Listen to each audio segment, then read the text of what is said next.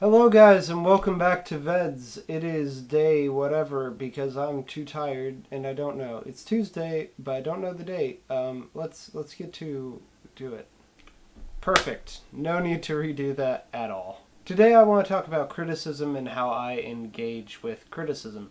It's a very important part of the creative process. It's how you hone your skills. It's how you generate new ideas and how you make your work better from multiple perspectives. In college, I'd say the most valuable thing I learned was how to do criticism. Because obviously, you don't want to be the person who just fights all criticism, but you also don't want to be the person who is just so reserved in giving criticism that you never offer anything constructive. So, here's the method I came up with. I'm not saying it's the best method or it should be what other people use, but it's the method I came up with on how to take and give criticism. Now, when it comes to taking criticism, what I did was I always wrote down every single criticism. At the time, all I did was write them down. I tried not to engage with them, to argue with them.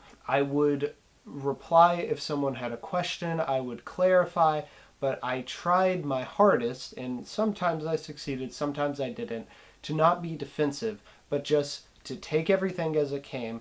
And then later, when I was going back to rewrite the work, look through all that, reread the work, see it from the different perspectives, and then decide what I could take from it. When it comes to giving criticism, I had 3 basic rules. Don't give criticism just because it is a time to give criticism. Have something to say. This is a problem with me because I like to talk. I like to fill the spaces in class when it's just quiet. If there was a question that went unanswered for more than 10 seconds, I would be answering the question because I cannot stand that gap of silence. But of course, in criticism, you want to make sure what you're saying is helpful, so don't just come up with something for the sake of it.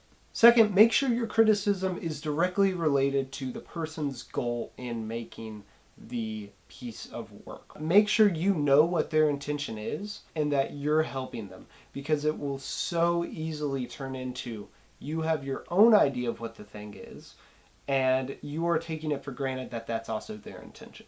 Of course, if you have issues with their intention, you can also critique that, but if you are just critiquing the text, then critique that. This was something that I kind of struggled with because when it comes to analyzing something that has already been made and published, I don't think intention is that valuable.